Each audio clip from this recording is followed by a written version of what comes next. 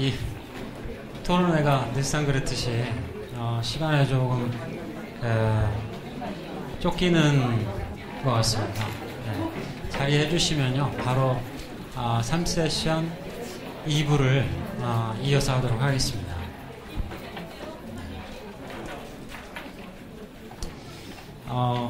그러면 자중이 조금 정렬이 된 것 같아서 시작하도록 하겠습니다. 3세션 2부 사회를 맡은 한국외대 김용렬입니다. 반갑습니다. 네. 여러분 그 1세션 잘 들으셨죠? 사실 이 3세션 그러니까 그 전 1부였습니다. 저희 3세션의 제목이 마을교육공동체와 평생교육의 연계구상, 그리고 1, 2부가 제목이 같습니다. 1부 내용에서도 이미 일본 사례 그리고 서울에서 실천하시는 그런 내용들을 들으셨는데 유관성이 굉장히 많을 겁니다. 그래서 여러분들 그 많은 참여를 부탁드리고요. 저희가 여러분들과의 그 소통 혹은 대화를 하는 시간을 좀 확보하기 위해서 발표 2분이 있고 2부에서는 그리고 토론 2분이 있는데 시간을 가급적 좀 빨리 진행해 보도록 하겠습니다. 저희 세션에서 말씀드린 대로 2분의 발표인데요. 첫 번째는 저입니다. 제가 먼저 발표를 하고, 두 번째는 박현규 화성시 다음이음터 센터장님이 하실 거고요. 그리고 토론에는 김태곤 아산교육청 교육지원청이죠. 장학사님, 그리고 최진희 시흥시청 교육청소년과 주무관 두 분이 하시게 될 겁니다. 먼저 그러면 거두절미하고 이제 제 발표를 하도록 하겠습니다.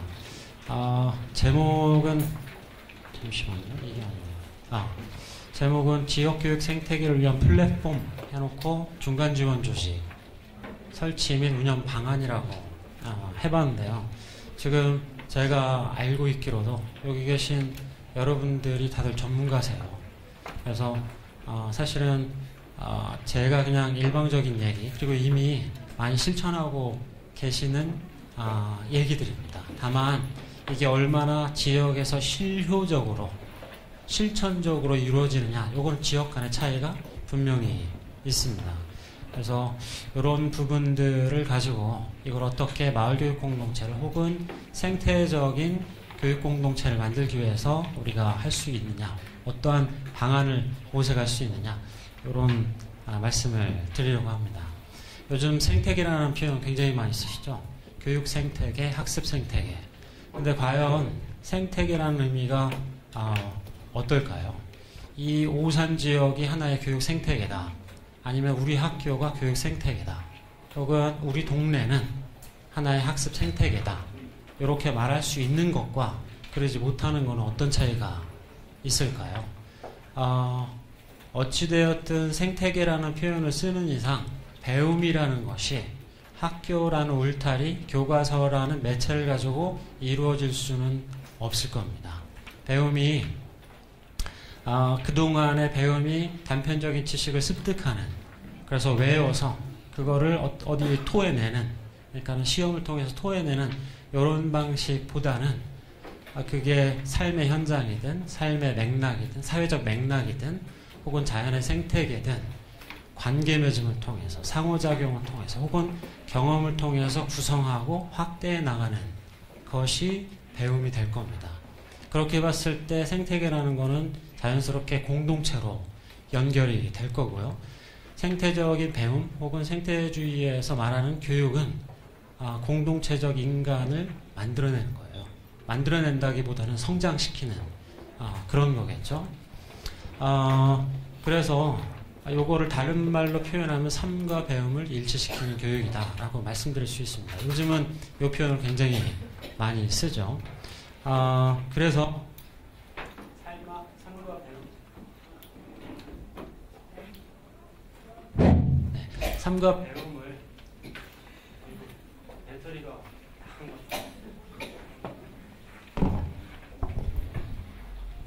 네네. 삶과 배움을 일치시킨다는 것이 결국은 그동안 우리가 공부라는 것이 참아내고 인내하고 고통스러운 것이었단 말이죠. 삶과 연결이 잘 안 됐기 때문이겠죠. 도대체 이 공부를 내가 왜 배우는지 모르면서 열심히 한다는 건 고통일 수밖에 없는 겁니다. 이렇게 열심히 새벽 2시까지 열심히 해서 이 공부가 내 삶을 어떻게 풍요롭게 하고 어떻게 다채롭게 하는지를 모른다면 이거는 고통일 수밖에 없는 겁니다. 참아내는 것이죠. 그런데 지금의 배움은 그렇지가 않습니다. 삶과 직접적으로 연결이 되고 그것이 성장으로 나타나고 이런 교육이 이루어지는 게 이제 생태적인 교육이라고 할 수 있겠죠. 그래서 생태적인 교육을 통해서 지역사회가 혹은 지역사회에서 생태적인 교육을 한다 하면 어떤 의미냐. 예를 들면 여러분이 잘 알고 계시는 숲이라는 자연생태계의 생리 혹은 그들의 특징은 똑같이 교육생태계에도 적용된다고 보여집니다. 자연생태계의 특징은요, 살아있는 거예요. 이런 나무 뭉치는 살아있는 게 아니죠. 그런데 우리의 몸뚱아리처럼 혹은 밖에 있는 숲처럼 이게 하나의 생태계가 된다는 그 의미는, 그리고 또 오산이 우리 학교가 이러한 살아있는 유기체와 같다는 것은 큰 의미의 차이가 있을 겁니다. 어쨌든 자연생태계, 숲이라는 자연생태계의 특징을 세 가지로 말씀을 드리면요, 이런 겁니다. 모든 것들이 다 연결이 되어 있어요. 땅속에 있는 하다못해 지렁이서부터 땅 위에 있는 풀, 나무, 들짐승, 날짐승, 바람, 구름, 그리고 비까지 모든 것들이 연결이 되어 있는 거죠. 우리의 교육 생태계도 이렇게 연결된 네트워크 망이 있어야 되는 겁니다. 오산에 동네마다 아니면은 분과마다 뭐든지 뭘 하는 사람들의 묶음이 있다. 그거는 굉장히 생태적인 겁니다. 그런데 우리 동네에는 그런 것이 하나도 없어요. 그렇다면 그거는 생태성이 덜하다고 할 수 있는 거죠. 두 번째는 자생성이에요. 어떻게 스스로, 그러니까 살아있는 것은 살아있다는 유기체나 이런 자생성, 외부 환경 변화에 스스로 반응을 하잖아요.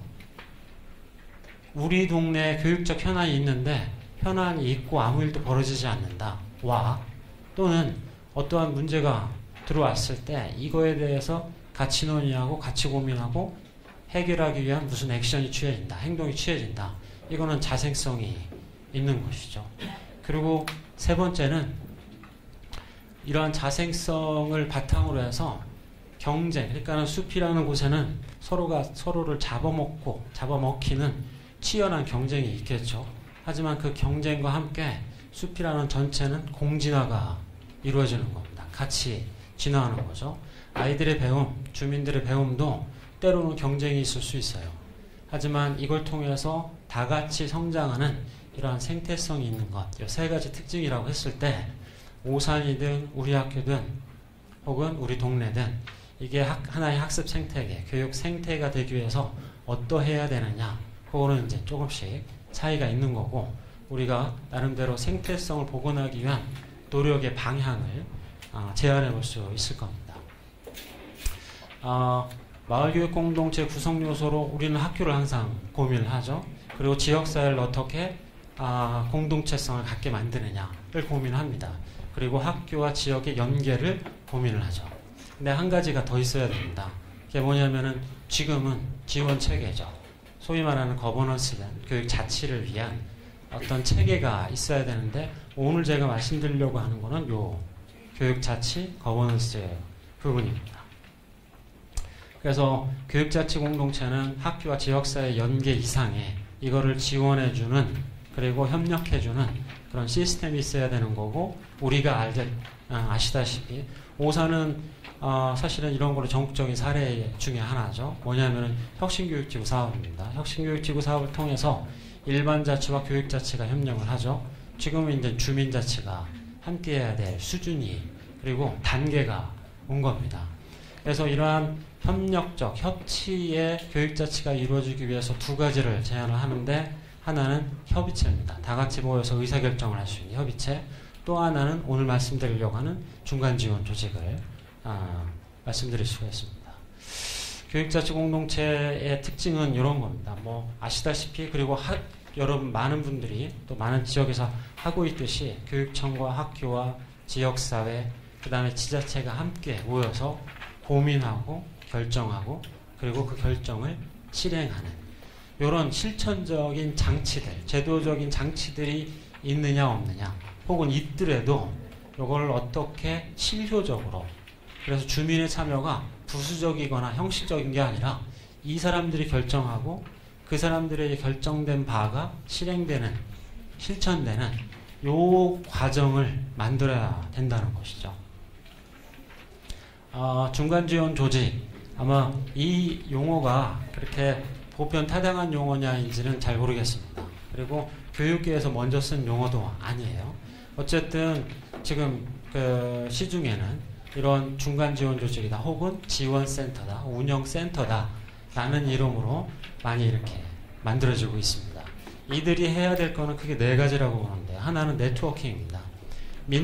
관과 관, 다시 말해서 교육청과 지자체가 서로 협력하는 게 쉬운 일이 아닙니다. 한 번도 해본 적도 없고, 그래서 이들을 묶어주는 것도 중간지대에 무언가가 필요하다. 그리고 민과 간, 관의 일반적인 업무 방식이 민의 활동 방식하고 다르단 말이죠. 요거를 매개해주는. 그리고 민과 민도 실천가들도 사실은 너무 분산적이에요. 분절적이고, 같은 일을 하더라도 지역사회에서 교육을 위한, 그러니까 학교 밖 교육을 위한 다양한 활동들을 하는데 때로는 겹치죠. 문제는 그들끼리 몰라요. 그러면 이들을, 민과 민을 연결시키는 그 구조도 하나 필요하다. 이런 거고, 학교와 지역사회를 연결해주는 이런 부분도 필요합니다. 학교와 지역사회 같은 경우는 아까 그 일부에서도 저 이정현 선생님이 말씀하셨듯이요. 일본의 코디네이터라는 게 필요하다는 생각은 해봅니다. 근데 그 코디네이터가 어디에 위치해야 되느냐? 제가 봤을 때는 이런 중간지원 조직이에요. 그것도 거점형 센터로서. 그래서 또 두 번째 역할은 행재정적인 지원이죠. 관이 민을 직접 만날 필요는 없다고 봅니다. 말씀드렸듯이 관의 업무 방식하고 민의 실천 방식이 달라요. 그러면은 그걸 해결해주는 중간지원 조직이 필요한 거고, 그 다음에 자원 관리 및 운영, 지역사회 산재에 있는 자원이든 인프라든 이거 누군가는 관리를 해주고 적극적으로 활용할 수 있는 계기, 기회를 만들어줘야 됩니다. 그리고 마지막으로 마을교육의 거점, 여기서 제목에서 뽑았던 플랫폼 역할을 해주는 무언가가 필요한데, 그게 소위 말하는 중간지원 조직이 되어야 된다. 이런 내용입니다. 그리고 구조를 살펴보면 이렇게 교육청, 자치단체, 이들의 협력이 보통은 지금까지는 거버넌스라고 표현을 하면서 써왔던 겁니다. 그리고 앞서 말씀하셨던 협력적 거버넌스라는 이름이었겠죠.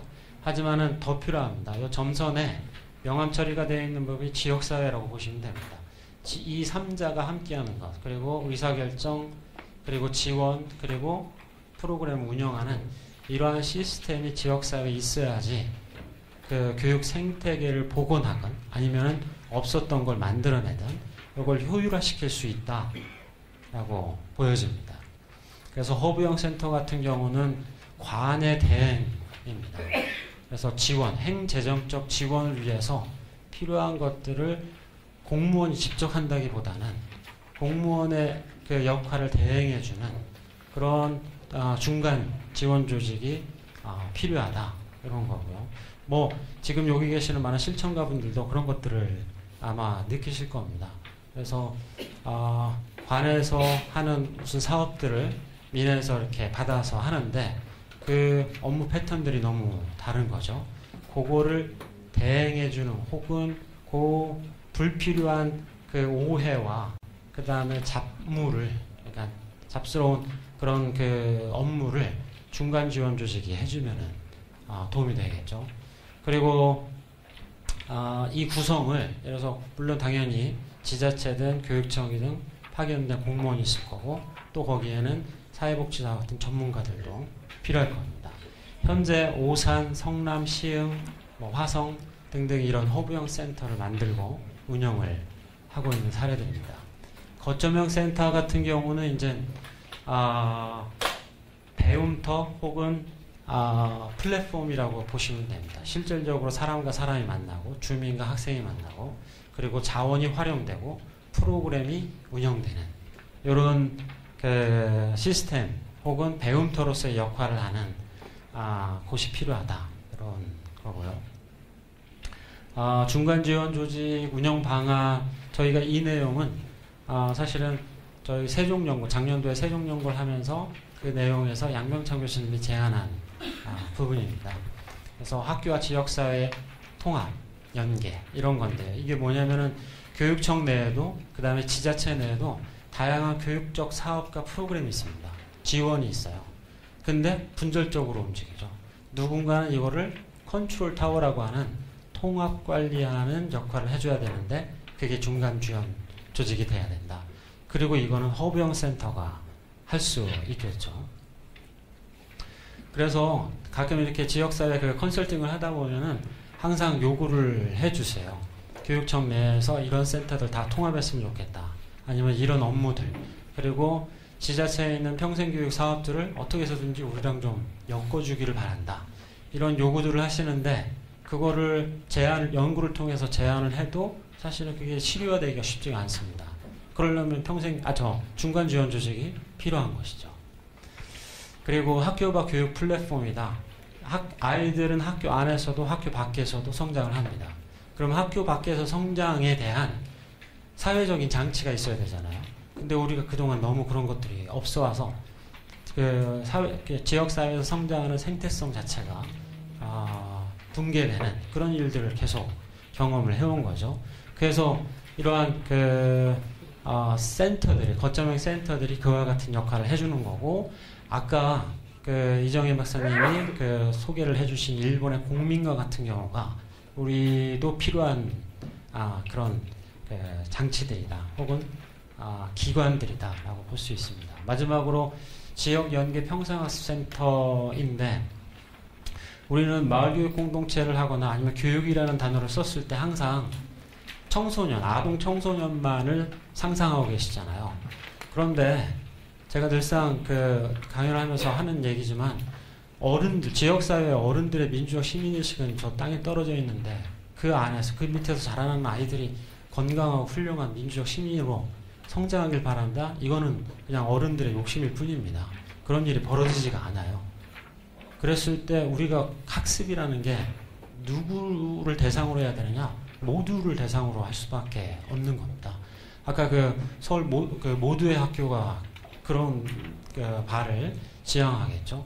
그래서 이러한 거점화되는 어떤 그런 평생교육 학습 센터가 필요한 거고, 그것이 법적인 일종의 조항이 있는데, 평생교육법에 보면은 읍면동별로 주민을 대상으로 하는 평생교육학센터를 두고 그거를 운영할 수 있다라고 되어 있는 거죠. 그래서 이거를 이거를 재구성하는 지금의 시점이라면 요걸 통해서 동네마다, 지역마다 이렇게 지자체가 운영하는 평생교육 학습센터를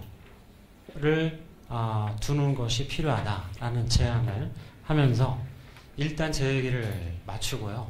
이어서 발표를 이어가도록 하겠습니다. 네. 네. 원래 이게 주제 강연을 하고서 이렇게 사회를 보게 돼서 저도 좀 헷갈린데요. 소개를 해드리겠습니다.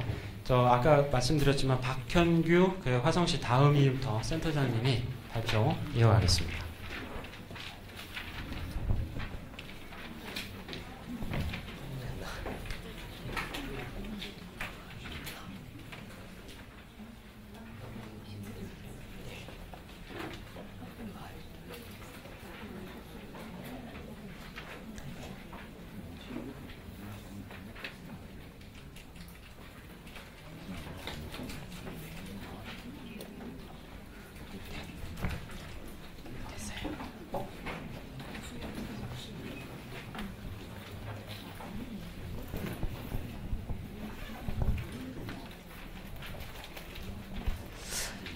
안녕하세요. 방금 소개받은 박현규입니다. 맨 앞에 앉아 있었기 때문에 몰랐는데 많이 계시네요. 그래서 오늘 오후에 약속이 많이 없으신가 보다 생각했습니다. 포럼에 오면 배우는 게 있습니다. 다른 분들의 발표도 듣고 관객과 디스커션도 하면서 배웁니다.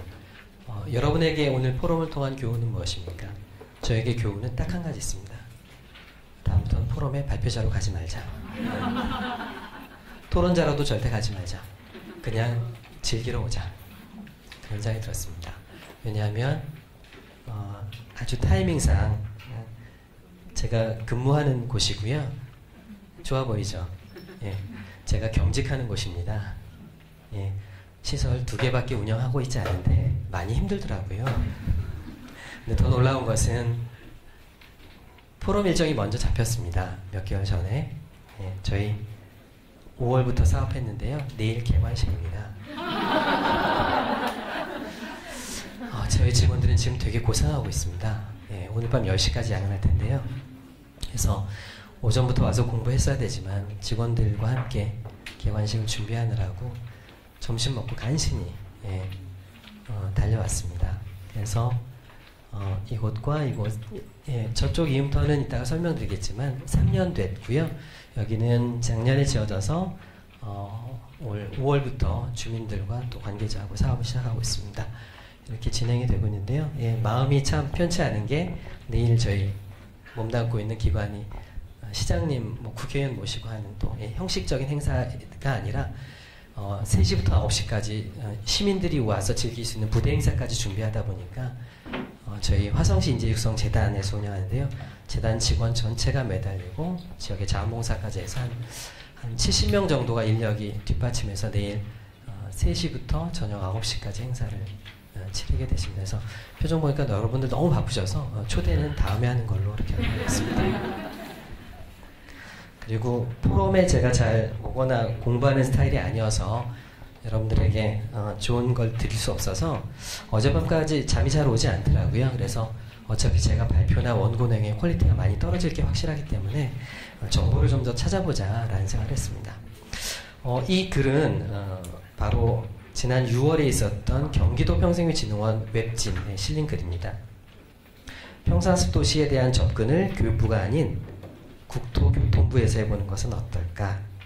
주민을 위한 일반적인 프로그램, 평생교육 사업 다양하게 추진한 것만이 학습도시의 전부는 아니다. 물론 이것만 추진하지 않죠. 우리 학습도시가.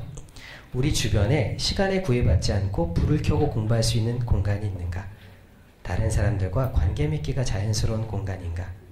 이런 요인들을 신도시 설계에 고려해 본다면 인위적으로 하는 프로그램만이 아니라 주민들 간의 자발적 학습이 일어날 수 있지 않을까? 예, 매번 받아보죠. 우리 서평원의 웹진, 구평원의 웹진, 경평원의 웹진. 예, 읽지는 않지만 몇 년치를 다 모아놨습니다. 왜냐하면 언젠가 저한테 포럼을 요청할 사람이 있을지도 몰라요. 그러면 원고를 한 번에 찾으려면 힘들죠. 어떤 기사나 팩트나 정보는 여기 들어있으니까.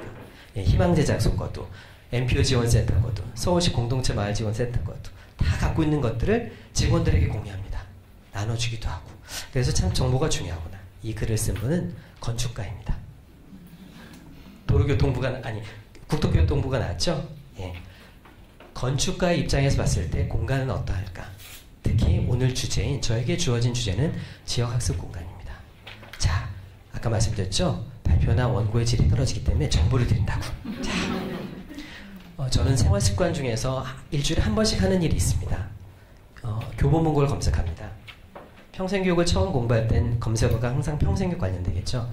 지금은 그 주제가 되게 다양해지더라고요. 역시나 우리가 같이 공부하는 마을 공동체, 퍼실리테이터, 학습 컨설팅, 교육 컨설팅. 그래서 그것도 까먹을 나이가 돼가지고요. 컴퓨터에 그 검색어를 다 써놓습니다. 한 30개 정도. 그리고 밥 먹고 쉴 때 이럴 때 직원들하고 수다 떱니다. 이 검색을 한번 써보면 이런 주제가 나올 거야. 지난주에 저희 2개 시설이나 직원들이 읽을 책 추천하는 날이었습니다. 그래서 양쪽 다 한 40-50권 정도 추천하는데, 예, 저도 한 15권 정도 추천했습니다. 그리고 직원들에게 얘기했죠. 곧 학습 스터디 모임이 이루어질 거야. 그리고 저희 시설 맨 위에, 여기가 뒤에가 체육관이거든요. 일주일에 한 번씩 운동하기로 하고. 일단 생명이 유지돼야 공부하지 않겠습니까? 그래서 체육관에서 얼마 전에 10분 배드민턴 쳤는데 쓰러졌습니다. 그래서 이렇게 살면 이음터에 오래 있지 못하겠다라는 생각했습니다. 여러분, 마을 공동체 우리가 벤치마킹 갈 때 대표적으로 가는 동네가 있습니다. 마포에. 어디죠? 그렇습니다. 저도 마을 활동하면서 뭐 전공하고 마을, 그 분야 일을 하지만 저도 마을 활동가로서 한 5년 정도 마을 대표를 했죠. 경평원 사업을 가지고. 네, 프로포절 옛날처럼 해서 5천만 원 받기도 하고 마을을 위해서 지냈어요. 작년 연말까지 했습니다. 마을 주민들을 모시고 근데 되게 놀라운 것은 지금 표정들이 되게 재밌어 하시는 것 같아요. 그래서 지금 졸릴 시간인데 이러시면 안 되는데 부담이 많이 오는데요. 성미산입니다. 성미산에 가면 협동조합 두레 같은 것도 있고요. 옛날에 아빠들이 카센터 했다가 망했다 그러잖아요. 대표자분에게 들었던 거예요. 재활용 같은 거 하죠. 그 다음에 학교 있죠. 학교 있죠. 그리고 뭐가 있나요? 집이 있어요. 그 집 이름 아세요 혹시? 다큐나 이런 데 꼭 나오는데 세 글자. 행주. 예, 한 글자만 맞추셨기 때문에 선물은 지금 내년에 드린 것으로 하겠습니다. 소행주입니다. 뭐의 약자죠? 누가 소소한이라고 했어요? 손 들어보세요. 역시 틀리셨어요. 소통이 있어 행복한 주택의 약자입니다. 그런데 그게 건축 브랜드입니다. 그 회사예요. 그 대표가 류현수라는 분입니다. 그분이 지지난주에 책을 쓰셨어요. 바로 그 소행주를 통해서 성미산 마을 만들기라는 그 지금까지 과정을 정리한 거예요. 어디에 포커스를 뒀다? 공간에. 소행주는 어떻게 구성되냐면요. 사전에 모임합니다. 이 집에 살고 싶은 사람을 접수합니다. 그리고 워크숍을 합니다. 저 사람과 우리가 함께 살 수 있는 사람인지를 탐색을 합니다. 들어갔다 안 맞으면 나와야 되잖아요. 그래서 공동체를 사전에 연습해서 살아봅니다.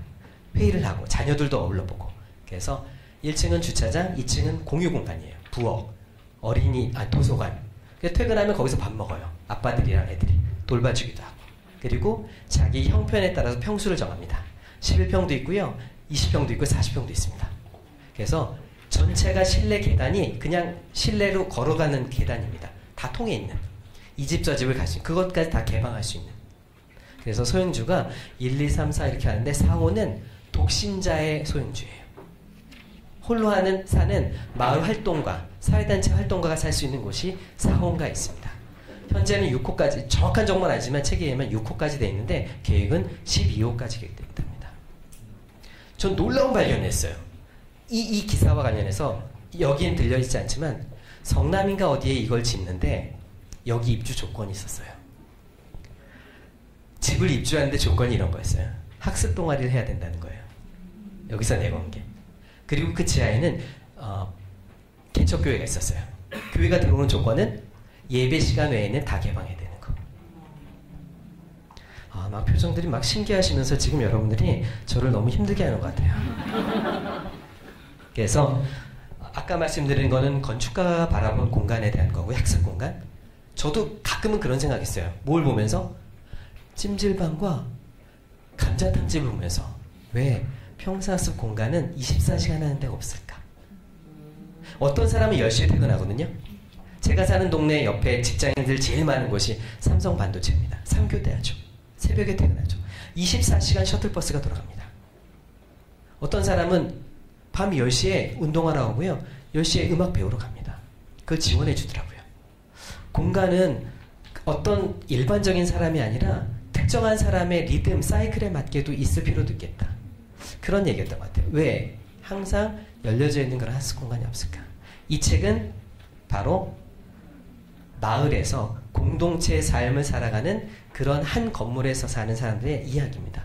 어떻게 대화하고 어떻게 회의하고 공간을 중심으로 한 마을 공동체를 이해하는 부분이었습니다.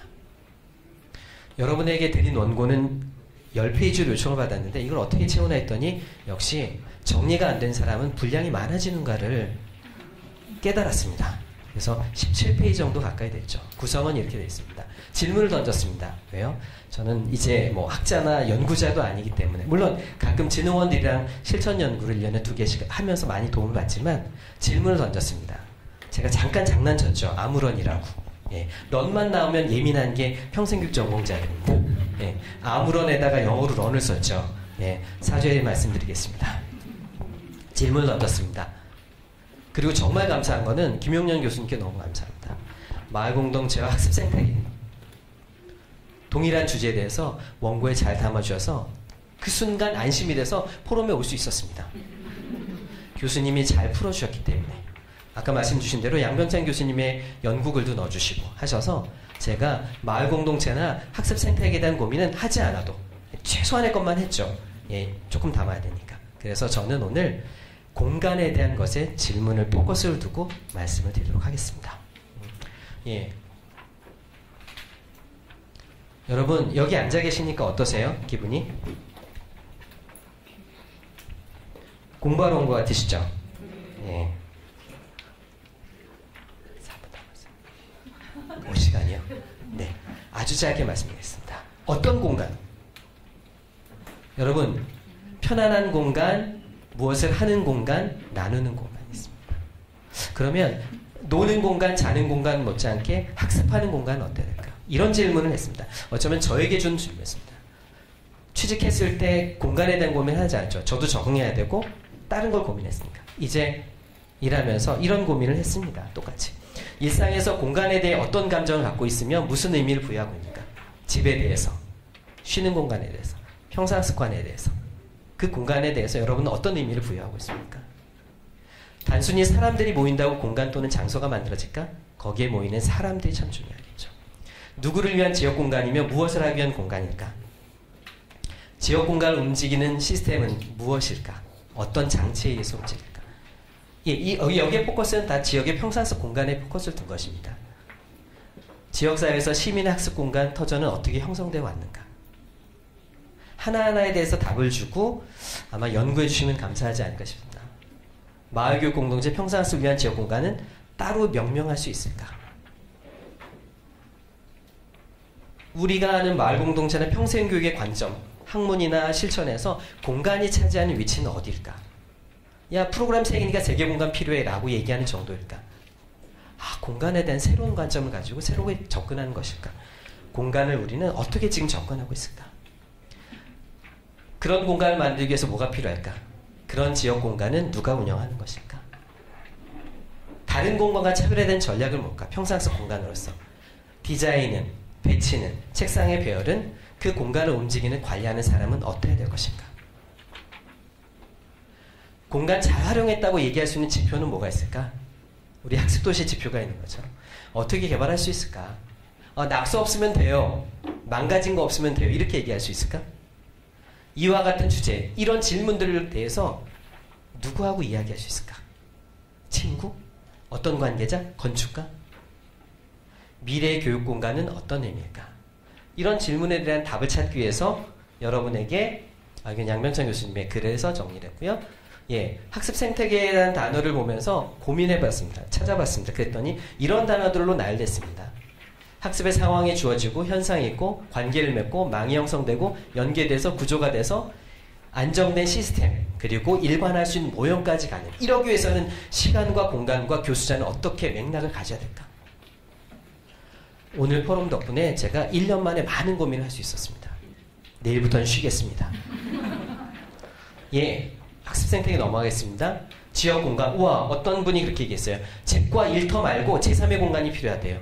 오, 남자들은 어떤 공간을 찾아요? 엄마들은 다 다르겠죠? 커뮤니티의 구심점이 될 장소. 그러면서 모이면 지역의 문제를 해결하려고 노력한다는 거예요. 민주주의가 형성된다는 것입니다. 이 말 있죠. 커뮤니티 시설은 도면 설계만이 아니라 지역 주민들의 눈과 마음, 딱 이거 읽는 순간 모두의 학교가 생각나네요. 저도. 눈과 마음 그리고 뇌와 손으로 기획되고 창조될 때 잘 된다. 커뮤니티 부활의 시대랍니다. 모이는 공간. 민주주의로 가는 여정이라고 합니다. 단순한 물리적 정비, 몇 칸 있어야 돼, 몇 제곱미터 있어야 돼, 이게 아니라 사회적 자본과 연계된 물리적 환경의 개선이 필요하다고 합니다. 와, 공동체 디자인이라는 용어가 있더군요. 삶과 사람들의 관계를 디자인한, 이걸 목적으로 한다면 공간은 어떻게 디자인할 것인가? 네, 공간을 만들 때 아마 이게 바로 인천교육포럼에서 있었던 교수님의 발표였던 것 같아요. 이런 걸 넣었으면 좋겠다. 학습자 간 교류, 역동적 공유 공간, 공동체 학습, 사회적 교류 공간, 지속발전 가능성, 순환적 공간 구성. 창조 패러다임이 변하고 있다고 하고요. 예, 외국어는 8개국이 들어있었는데요. 제가 한 7개국 넣어줬고, 뒤에 참고문을 보시면 제가 출처를 밝혔습니다. 2년 전에 확보한 정보가 2년 뒤에 이렇게 쓸 줄 몰랐습니다. 프랑스, 영국 뭐 다 있습니다. 바로 한국교육개발에서 발간한 교육정책 네트워크 2017년 6월론과 채널입니다.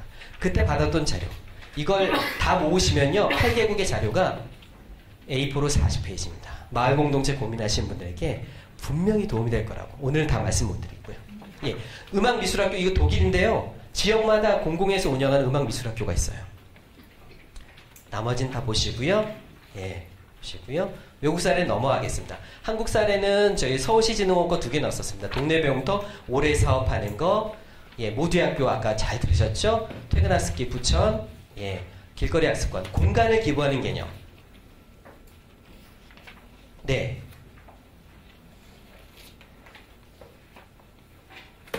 이 자료는요, 아마 저보다 김용년 교수님 자료에 더 많이 들어가 있습니다. 예. 시간 관계상 활성화 방안. 와, 외국하고 우리나라를 잘 정리했더니 이렇게 공간을 쓰더라. 우리와 다른 게 좀 뭐가 있어? 태권도장 이런 것도 뭐 있었고요. 카페, 일반적으로 다 볼 수 있죠. 외국 거 3가지만 정리해 드릴게요. 첫째, 학교를 중심으로 하더라. 진짜, 아직도 학교를 어떻게 확대할까? 그 학교 안에는 대학도 들어가요. 고등학교가, 영국인가요? 고등학생이 절반의 수업을 대학 가서 하는 거예요. 거기 시설 다양화. 전제 조건은, 대학이 제일 자원이 많기 때문에. 현황을 잘 분석해야 됐죠, 기본적으로. 다양한 주체들. 시민 활동가, 그리고 누구까지? 공간심리학, 교육공학자, 지역사회개발, 건축가. 이런 사람들이 협업을 통해서 지역공간을 만드는 게 중요하다. 학습의 통합이 이루어지는 것이다. 그냥 하나 프로그램 배우는 게 아니라 삶을 나누고 터전이다. 학습의 통합이 이루어지는 공간이다. 그러려면 일상에서 공간에 대한 감성, 감각, 이런 마음을 가져야 된다. 공간만이 아니라 그 공간을 둘러싼 시간과 인간의 관계, 환경들도 고려해야 된다. 공간을 연구하는 학습 동아리가 있었으면 좋겠어요. 도시에. 그러면 평상습관에도 도움되고 시에도 도움되겠죠? 학습 공간 연구하는 동아리 못 만났어요. 만나면 좋겠고 위원회도 있었으면 좋겠고요. 그 공간은 새로운 공간 관계에 맺기다. 공간과 공간이 이 공간을 통해서 새로운 장르가 만들어지는 것이면 좋겠습니다. 그러려면 아까 교수님 말씀처럼 민관학의 협력, 지역교육청과 지자체 협업이 매우 중요하다. 평산센터를 발전해야 된다. 예, 아까 교수님도 말씀하셨죠? 역시 외국 사례의 핵심 중에 하나 새로운 거, 기업을 점점 연계하도록 하는 거. 그게 하나의 제안점이더라고요. 학습에 대한 새로운 관점을 가지고 미래 직업에 대해서 파악할 수 있는 곳이 좋겠습니다. 여기 있죠. 기업의 참여를 적극적으로 이끌어내는 게 지역 공간에 중요하다.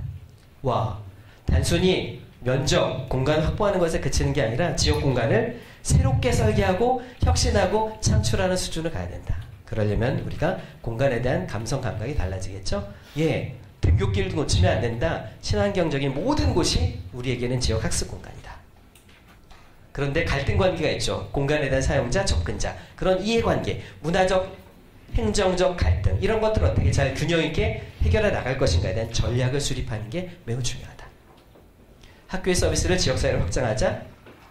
예, 그 지역 공간에 대한 장기적인 자원, 지자체나 교육청 차원에서 비전을 개발하고 공유하고 좋은 자원이 특정 기관과 시설에 국한되지 않고 균형 있고 민주적으로 운영될 수 있도록 노력해야겠다. 매뉴얼도 필요하고요. 다양한 학습 연계, 인적 자원 확보. 예, 지역 공간 마지막으로 어떤 특징을 가질까? 지역성을 고려해야 되고 공간성, 그 안에서 이루어지는 학습성, 그 학습을 관계에 맺어가는 다양한 관계성 이런 것들을 고려하면 지금보다 조금 더 고민하고 새로운 공간 확보, 지역의 마을 공동체나 평상학습에 대한 공간을 확보할 수 있지 않을까 하는 부족한 저희 발표를 마치도록 하겠습니다. 감사합니다. 네, 고맙습니다. 박현규 이음터 센터장님이 발표를 하셨는데 인상적이었던 부분은 공간을 어떻게 디자인하냐에 따라서 민주주의가 어떻게 발현되느냐 이게 직결되는 부분인 것 같습니다. 자, 바로 이어서 할게요.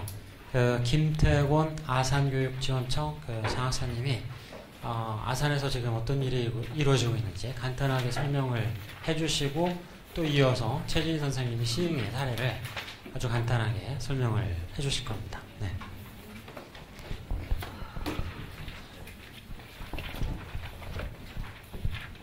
네, 반갑습니다. 김태곤입니다. 오늘 오신 분들 딱 봐도 알겠지만 이렇게 김용년 교수님 짱짱하고 박현규 센터장님 3년 넘게 막 평생 학습과 막 지역을 학습 사회로 만들어가는 데 있으시고, 최진희 쌤 10년의 또 역량을 가지고 있는 분, 제가 여기 왜 있는지 제가 굉장히 고민했어요. 내가 여기 가서 무슨 얘기 해야 되나. 그래서 우리도 전철이 다닌다, 아산에. 그래서 전철 생활권 뭐 이렇게 그 정도로 공동성을 찾으면 좋겠다, 이런 생각을 좀 해봤습니다. 저는 김태곤인데 이제 뭐 주로 이제 진희쌤이나 저는 좀 실천적인 사람들인 거죠. 해보면서 그 옛날에 그 만화 중에 곤이라는 만화 있어요. 저랑 비슷하게 이렇게 웃는 사람들 나이가 저랑 비슷하구나. 29살이시군요. 그 곤이라는 공룡 나오잖아요. 그냥 막 그냥 대사 없이, 그죠? 대사는 우악! 우악! 이거 있는데, 뭐 제가 좀 그렇게 살아가고 있는 사람 중에 하나입니다. 동네에서는 그 지역아동센터 이사를 맡고 있고요. 사회적 협동조합 창립이사도 맡고 있고요. 학교 도서관을 개방한 마을도서관 운영위원회도 하고 있고요. 교육청에서는 이제 돈 버는데 장학사를 맡고 있습니다. 말고문체 하고 있는데요. 오늘 공간의 문제하고 평생교육과 학습의 문제, 그리고 저희가 이제 진행하면 생기는 문제들에 대해서 이제 짧게 말씀드리도록 하겠습니다. 아산에 와서 크게 느낀 것 중에 하나가 그런 거였습니다. 이게 정책이 좀 스몰이었으면 좋겠다. 너무 큰 얘기를 하면은 시흥이니까 이렇게 얘기하죠. 동탄이니까 막 이렇게 잘 안 배우려고 그래요. 너무 작은 얘기하면 또 무시합니다. 저희 시흥에서 아무나 하는 거 뭐. 그래서 좀 작고 촘촘하면 좋겠다, 이런 고민을 갖고 살고 있습니다. 그래서 저희는 이제 거점센터 자체를 그 교수님 말씀하신 허브형 센터가 지자체와 그 교육청이 진행하는 행복지원센터가 허브형이라고 하면, 이제 마을은 학교와 연계하는 거점형 센터들이 있는 거잖아요. 저는 이제 살기는 이제 거점형 센터에서 살고 허브형 센터를 지금 어떻게 채울 것인가 고민을 하고 있는데, 굉장히 막힌 문제들이 많이 있는 거죠. 허브형 센터를 이제 만들어 가는데 그 안에 어떤 사람이 거기서 상근해야 되는가, 이런 문제부터 시작되는 거죠. 적어도 거기에 있는 사람 자체가 마을 활동가의 핵심적인 일을 할 수 있는 사람들이라면 그분을 중심으로 굉장히 그 허브형 센터 자체가 돌아갈 수 있습니다. 나머지 지자체하고 교육청은 파견을 가면 되는 거죠. 근데 그분들에 대한 임금 문제들이 있어요. 또 그 안에 이제 청년에 대한 고민들도 제가 하고 있습니다. 그러니까 저희가 예를 들어서 허브형 센터를 꾸린다고 하면 사무국장급의 활동가와 그 다음에 청년 활동가와 학부모와 마을 학교를 연결하는 활동가, 그 다음에 사회복지사, 평생교육사, 그 다음에 나머지는 파견으로 확장하는 교육청에서 나오고 지자체에서 나오고 각각의 네트워크를 가지고 있는 사회적 기업 네트워크 대표, 사회협동조합 대표들, 이렇게 좀 촘촘하게 꾸려져서 실제로 그 센터가 예산만 받는다고 하면 모든 문제들을 그 민관학 연결할 수 있는 구조가 되면 좋겠다, 이런 고민들을 해보고 있어요. 지금 그 실제로 거점 센터를, 그러니까 그 허브 센터를 만든다고 하더라도 지금 전국에 중간 지원 조직이 연결된 협의체가 있다든가 뭐 없지 않습니까? 그죠? 중간 지원 조직이 관과 관을 연결하고 있지, 관하고 민하고 연결하는데 실제로 있으신가? 민과 민은 잘 되고 관은 잘 돼요. 지자체하고 교육청도 일정 선을 가는데, 그럼 민관 학을 연결하는 것들은 어디까지 가 있냐는 고민들을 해봐야 되는 거잖아요. 실제적으로 그런 것들이 좀 녹았으면 좋겠다는 생각을 하고요. 거점형 센터 같은 경우는 이제 저희는 그런 고민합니다. 아까 말씀드린 촘촘해야 된다는 생각을 하고 있어요. 그래서 학교 단위 네트워크부터 지역사회 교육협의회까지를 이렇게 확장하는 개념으로 보고 있습니다. 학교 단위의 네트워크, 그러니까 한 학교를 지원하는 학교 지원 협의체를 두는 거죠. 그런 고민들을 가능한 학교부터 이제 시작하는 걸 하고 있는 거고요. 학교가 연결되면 지구가 되죠. 지구, 요새 혁신지구라는 개념을 쓰고 있는데, 혁신지구로 가면은 이제 마을 단위가 형성이 됩니다. 면 단위. 그러니까 면 단위는 마을 교육 네트워크를 구성하는 거죠. 학교장 셋, 면사무소, 학부모 활동가, 교사, 지역사회 활동가, 마을교사 이렇게 활동하는. 그러니까 저희 동네는 여기까지 가 있습니다. 마을 교육 네트워크까지를 구성하고 있습니다. 그러면은 그걸 좀 더 넘어가면, 좀 더 확장하면 뭐 이장단 협의회나 학교 운영위원회에서 저희는 운영위원장하고 지역위원회 역할을 본연적으로 하게 하자. 이 사람들이 원래 마을에 학교를 연결해서 자원을 끌어오는 역할들을 하는 게 지역위원하고 운영위원들이에요. 운영위원장. 근데 그런 역할을 하지 않죠.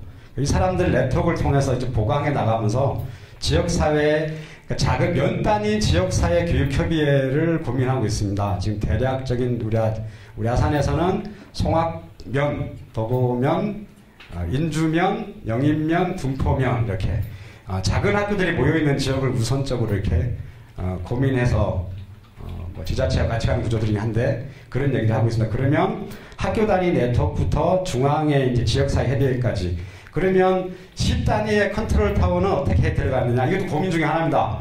이거를 공조직에 맡기는 게 맞는 건지 컨트롤 타워를 공사가 합쳐야 되는 건지 이런 고민을 하게 되잖아요. 저희는 이제 정책협의회라는 이름으로 시청하고 교육청하고 정책단입니다. 그러니까 시청에 정책팀 나오고 교육청 나오고 시민사회단체 들어오고 공동체가 형성되어 있는 지역에서 결합을 하고 있습니다. 이거를 계속 무한정 확장해 나가면서 이제 지역사회 교육협의회의 그 핵심을 좀 중앙협의체들을 꾸려나가려고 이제 하는 과정에 있습니다. 전체적으로 그 외에 저희가 활용할 수 있는 거점센터들이 있습니다. 연결되어 있는 아까 교수님 잠깐 말씀하신 평생학습센터 말씀하셨는데 그러니까 지금 저는 사람도 중요하고 예산도 중요하고 민간 협치도 중요한데 공간의 문제는 지역으로 내려갈수록 면 단위로 내려갈수록 굉장히 중요해집니다. 뭘 쓰는 공간이 없습니다. 저희 동네가 해유라는 그 거점센터를 저희가 운영을 하고 있어요. 민간 입찰을 받아서 그 공간이 학습의 공간이 되고 민주주의 훈련장이 되고 아이들 돌봄 공간이 되고 어른들의 돌봄과 학습이 이루어지는 연결 자리가 다 되는 거거든요. 근데 별로 없습니다. 근데 그거를 좀 찾아보니까 복지관에 주목하고 있습니다. 예, 복지관. 복지관이 각 면단위에서 저희 아산도 5개가 있는데 그러니까 복지관을 중심으로 복지관 역할을 높여내고 그 복지관 지원 협의회 정도가 꾸려지면 그 자체가 일종의 거점형 역할을 할 수 있겠다는 생각을 갖고 있고요. 어떤 지역은 복지관을 중심으로 해서 아침밥을 아이들과 같이 먹을 수 있는 그런 고민들도 하고 있습니다. 온양초를 중심으로 그게 가능한 부분들이 있고요. 또 청소년 문화의 집에 대한 고민을 하고 있습니다. 아까 읍면동에 평생학습센터도 만들게 되어 있지만 청소년 문화의 집도 만들게 되어 있는데 안 만들고 있는 거죠. 이 부분을 어떻게 강제할까도 고민입니다. 그런 공간들이 예를 들어서 복지관, 우리 같은 경우는 보건소가 있습니다. 보건소가 새로 이사를 가고 나면 구보건소가 있는데 이걸 시민자산화라 그러죠. 일정 기간 동안 우리가 돈을 내고 쓰고 일정 후에는 시민자산화에서 우리한테 돌려받는 이런 구조로 해서 공간을 확장해 나가서 청소년 공간도 되고 전체적인 그 연결 거점센터도 되고 이런 고민들도 갖고 있습니다. 그러니까 센터가 없으면 촘촘하게 있는 걸 활용해서 만들고 있는 것들은 계속 확장해 나가면서 지역사회 교육협의회를 지향해 나가고 이 안에서 이제 연결되는 성장하는 구조들은 이 안에서 이제 학습과 토론도 일어나야 되는 부분들은 동의를 하고 있습니다. 네, 여기까지 말씀드리겠습니다. 고맙습니다.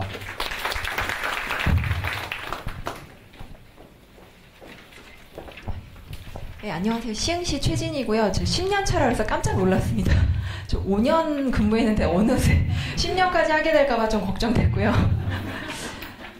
저도 지금 짧게 시흥에서 이와 관련돼서 지금 고민하고 있는 것, 그 다음에 실무자로서 늘 거버넌스, 협치 얘기하지만 별로 와닿지 않습니다. 그래서 지금 시흥에서 한 협업회의 한 3년차 운영을 하고 있는데, 하나의 원클릭 시스템으로 해서 48개 사업이 30개 시청팀이 지금 같이 돌아가고 있어요. 같이 업무 계획 세우고, 같이 예산 조정하고, 12월 달에 학교 리듬에 맞춰서 회계연도의 한계를 뛰어넘고 미리미리 결정해서 의회 예산 의결이 떨어지면 학교로 바로 안내하고 학교의 리듬에 맞추기 위해서 이제 행재정적인 저희의 한계점을 좀 뛰어넘는 것들을 협업을 통해서 고민하고 있습니다. 굉장히 협의체들 난무하고 있고요. 조례 근거에 둔 여러 가지의 소통 시스템이 많은데 실무자로서는 그런 것들이 제대로만 가동이 되면 더 이상 만들 필요가 없겠다는 생각이 들었고요. 그러한 협업회의에서 시흥이 늘 염두에 뒀던 거는 어떻게 하면 실행으로 옮길까, 또 어떻게 하면 예산과 결부돼서 이것들이 업무의 연장으로 갈 수 있나, 그렇게 해야 협업이지 안 그러면 협조더라고요. 그래서 이제는 이제 시흥교육청의 12명 장학사랑 정례적인 이러한 교육과정을 논의하는 시스템 안에서 시와 교육청의 시스템을 같이 논의하고 학교 현장에 지원하는, 그리고 마을이 그 안팎을 넘나드는 과정들을 하고 있고요. 이제는 혁신교육지구의 13개 부속합의에 있는 사업이 아니라 시청에 있는, 또 지역교육청에 있는 이 수십 개의 것들이 지역교육 전체의 사업으로 확장되는 것을 이제 그림으로 그려지고 있는 거예요. 그래서 이제 시흥은 이제 타이틀로는 한국형 지방교육자치의 모델이라는 걸 고민을 하게 되는 겁니다. 그 이유는 시청과 교육청의 이제 한계점에 이르렀다는 거고요. 행정력의 한계라는 거죠. 각 마을마다 그 학교에 있는, 또 그 마을에 있는, 그 환경에 있는 그 여러 가지의 변수들이 너무 다른 거예요. 그것들을, 그 작은 단위를 시와 교육청의 어떤 교육 지원으로는 도저히 다 촘촘하게 지원할 수 없다. 이러한 한계점들로 인해서 작은 단위의 학교와 지역이 컨소시엄 형태로 구성되어 있는 마을 교육자치회를 이제 시범 운영 단계에서 올해 6개로 일종의 거점센터 역할들을 시작하고 있는 거죠. 저희의 핵심은 진정으로 거버넌스란 참여를 넘어서 주체, 진짜로 권한과 책임을 가져가냐, 행정은 그쪽에 줄 수 있냐, 줄 준비가 돼 있냐, 아직 안 돼 있더라고요. 이 모든 것들이 다 결부돼 있다는 생각이 들고요. 행정 공무원으로서는 행정의 혁신이 그래서 같이 결합돼서 가지 않으면 도저히 거버넌스 협치 불가능하다. 도저히 마을로, 작은 단위로 쪼개질 수 없다. 그러한 것들을 이 플랫폼에서 많이 느꼈어요. 그래서 지방교육자치라는 모델의 이제 근간은 시청과 교육청이 이렇게 마을교육 공동체와 평생교육의 연결고리를 넘어서서요. 공교육의 위상을 가진 평생교육 단위, 학교 밖도 학교 안에 위상을 가진 그만큼의 배움의 권한을 가진 그러한 제도권 범위 안에 들어가는 그러한 정도의 교육, 그래서 공교육이 곧 평생교육인 그러한 단계로 조금 더 강력한 결합을 기대하고 있습니다. 그래서 시청과 교육청이 단순히 통합근무하는 차원이 아니라 공동의 예산을 출자하고 공동의 예산과 사업과 인사 조직권까지 같이 가지고 있을 수 있는 교육자치 권한을 저희가 이제 제도권 안에서 고민을 하고 있는 거고요. 그 연결망에 각 동마다 있는 마을교육 자치회들이 그 자체가 주체로 바로 서고 동력으로 일어설 수 있는 그러한 지속성을 가지고 있는 기구로 집행기구가 되는 거죠. 그러한 모델들을 지금 민간학이 지금 작년 11월부터 계속해서 고민해가고 있습니다. 사실 불안해요. 전문가한테 맡기고 이렇게 교수님들한테 맡겨서 그럴싸한 결과물을 얻고 싶었던 마음이 컸지만 이 한 6개월 이상을 이제 끌어오면서 정말 지역의 힘을 많이 느끼고 있습니다. 아주 좌충우돌하고 엄청나게 힘들고 가장 느꼈던 거는 가장 준비가 안 돼 있었던 것들이 행정이었구나. 시청하고 교육청이 이거를 전혀 놔줄 준비가 안 돼 있구나. 또 과정을 볼 준비, 훈련, 연습이 전혀 안 돼 있구나라는 것들을 배워가면서 지금 이제 지역분들하고 같이 진짜 저희가 권한을 같이 나눠 가질 수 있는 수평적인 파트너로 공동 기획부터 실행까지 평가까지 온전히 같이 할 수 있는 체제를 지금 만들어가는 것들을 고민을 하고 있습니다. 그래서 그러한 과정들에서 여러 가지 지금 마을교육 공동체에 대한 고민들을 하고 있고요.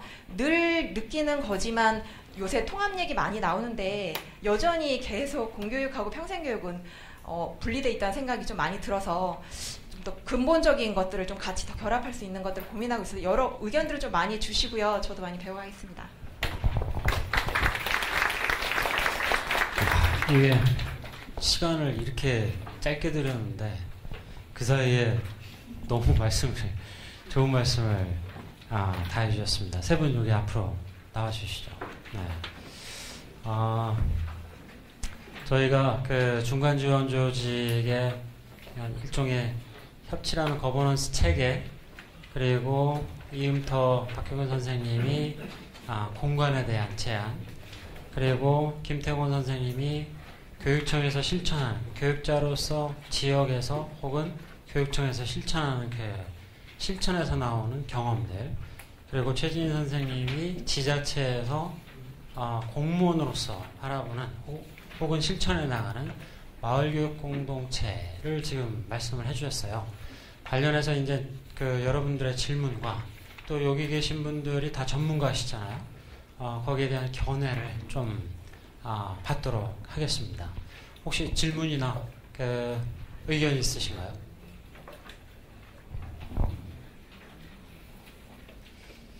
앞에 계신 분들 보이세요? 뒤에? 일어나셔도 되고요. 다 보인다. 네. 말씀 한번 주시죠. 질문 있으세요? 네. 요거 마이크 하나요? 꺼지던데 계속. 이거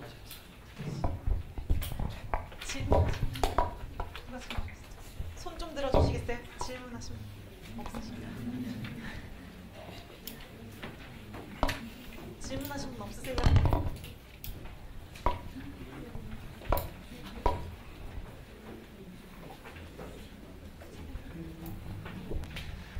네, 아무도 안 계신 것 같아서 테이프를 끊으려고 일어났습니다. 네, 논산에서 왔고요. 예, 논산시 평생교육과에서 일하고 있습니다. 담당하는 업무는 이제 마을교육 공동체와 관련된 업무를 담당하고 있고요. 이제 발표 잘 들었습니다.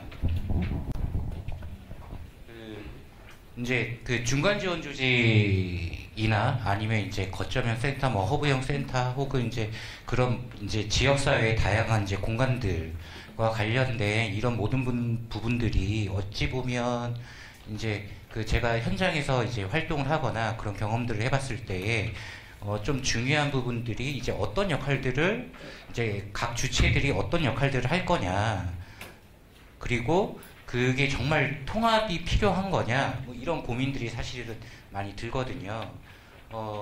그래서 이제 사실은 이제 중간 지원 조직 운영 방안 라고 하는 운영 방안보다는 어찌 보면 이제 이제 김태곤 이제 장학사님께서 말씀하셨던 이런 이제 지역사회의 네트워크, 촘촘한 연결망, 이런 것부터 이제 먼저 선행이 이제 돼야지 이제 중간 지원 조직을 어떻게 같이 거버넌스로 운영할 수 있을까가 이제 좀 구체적으로 좀 나올 수 있을 것 같은데요. 조금 더 자세하게 지역사회 내에서의 이제 면 단위 혹은 이제 거점 단위로서의 그런 이제 지역사회 촘촘한 연결망, 이런 부분들을 이제 조금 더 실천할 수 있는 방안들을 조금 더 자세하게 말씀해 주시면 어떨까 싶습니다.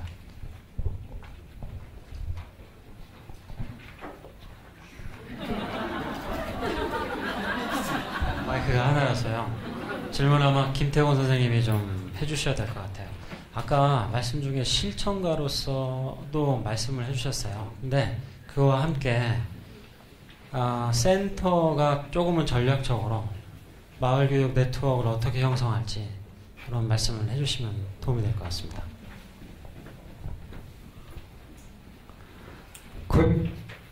집에서 물어봐도 되잖아요. 재우세요? 네, 감사합니다. 우리 동네라 논산이면 학교 단위를, 그러니까 항상 학교나 작은 마을 단위로 오면은 학교가 닫혀 있냐, 지역사회가 학교를 품을 수 있냐, 이런 논의들이 계속 되는 거잖아요.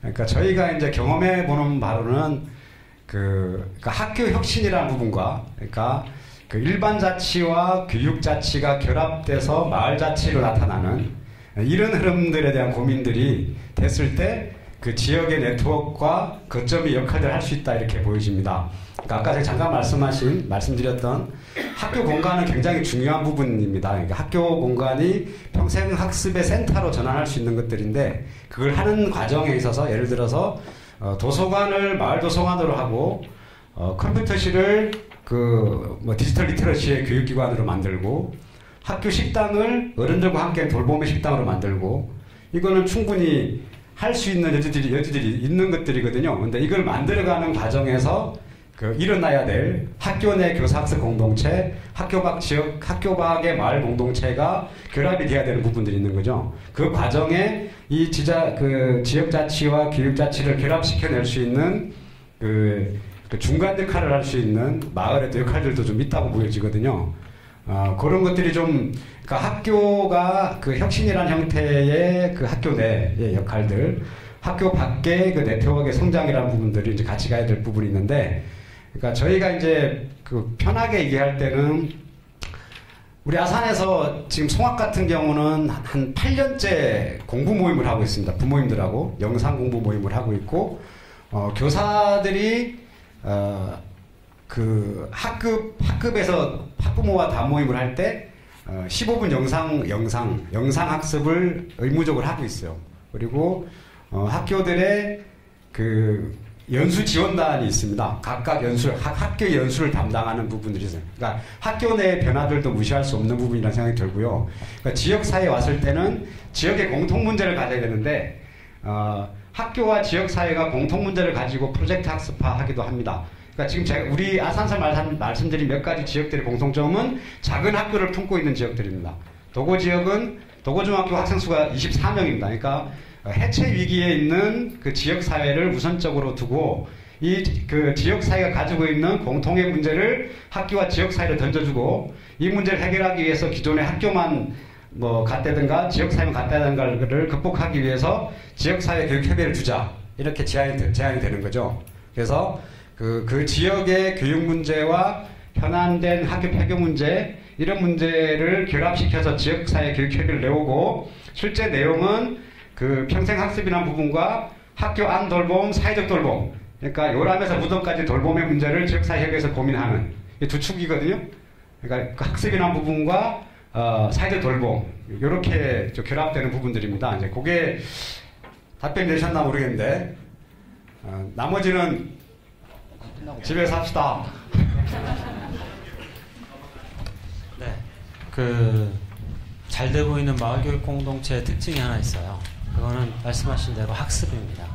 학습 모임이 교사 학습 모임이든 아니면 마을의 학습 모임이든 그 학습 모임이 마을교육 공동체 키맨 역할을 하는 경우가 상당 부분 있습니다. 네, 좋은 말씀이었고, 또 질문 있으세요?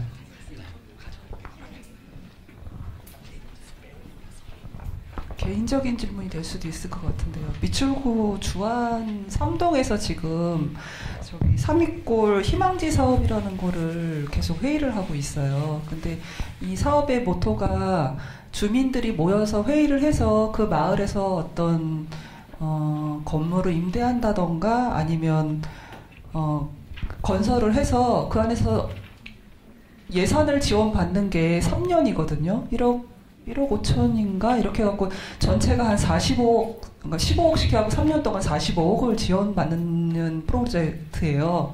근데 문제는 그거를 계속 지원이 아니기 때문에 일정 금액 지원받은 이후에는 최소한 건물을 유지할 수 있는 비용이 발생할 수 있는 프로그램을 계획을 해야 되는 상황이더라고요. 그래서 지금 계속 여러 회의를 일부러 그것 때문에 듣고 있는데, 오늘도 그거에 대한 영향을 많이 받았는데, 혹시 그런 식으로 그러니까 무조건 예산을 지원받아서 유지하는 것이 아닌 그 프로그램을 운영을 해서 돈이 남지는 않더라도 최소한 공간을 운영을 할 수 있는 수익 구조를 갖고 있는 혹시 그런 예가 있을까요? 예인지 모르겠는데요. 우리가 마을교육 프로그램을 운영하는 방식에 조금 편향된 패턴이 없지 않아 있습니다. 이 얘기는 한번 최진희 선생님한테 한번 여쭤볼게요. 가능하세요? 네. 공모 방식. 저희가 아까 말씀드렸던 이제 마을교육자치회도 지금 현재 보조금 사업으로 시작을 했고요. 보조금 사업은 정말로 많은 시혜적인 시각에서 본다면 3년 정도를 얘기를 하죠. 그런데 이제 그 이후에 어떻게 할 거냐를 지금 이제 고민하는 겁니다. 이제 보조금을 받는 것 자체부터가 권한이 굉장히 제한적인 거고요. 그래서 지금 이제 마을교육자치회가 저희가 이제 학교의 교장, 교사, 학부모, 학생과 또 마을 이 5주체가 결합이 된 컨소시엄 형태예요. 그 지역 단위에.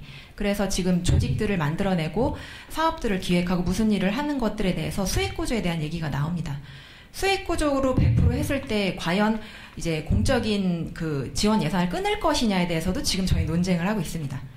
시 입장에서의 일부는 끊는 게 맞다. 자립이 원칙이다.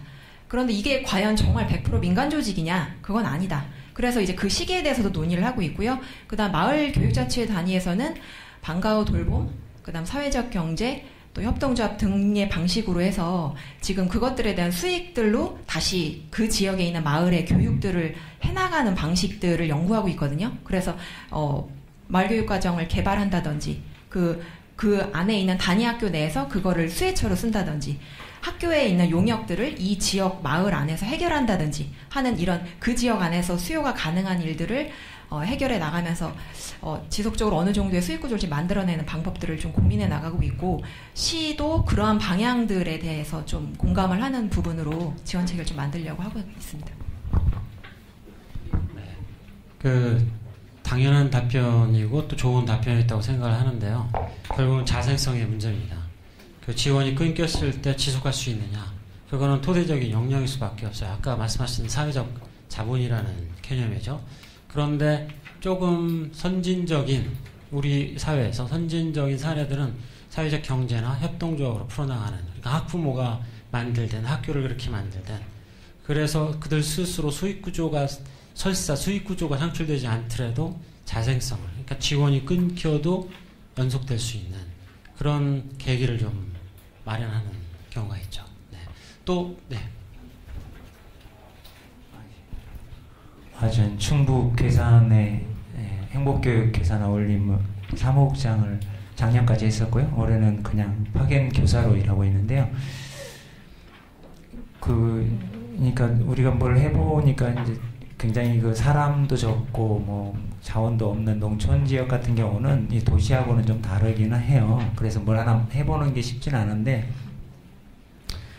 근데 중간 지원 조직이라고 아까 말하듯이 만들어가지고 행재정적 지원 이런 거를 우리가 대신하는 이런 걸 하다 보니까 마치 무슨 우리 대행기관이 된 듯한 느낌이 가끔 들어요. 근데 이제 뭐 대행을 뭐 이렇게 한다고 해서 사실은 마을에 그 사회적 자본 어떤이 자꾸 생기고 활동가가 생기고 뭐 단체가 생기고 뭔가 이 역량이 생겨나는 느낌이 드는 게 아니라 그걸 대행하느라고 너무 바빠서 소진되는 느낌이 들거든요. 그래서 이거는 계속 할 수 없겠다. 이거 아까 말한 수익 구조도 만들 수 있는 게 뭐 사람이 많아야 수익 구조가 될 수 있는데 그건 또 안 되고.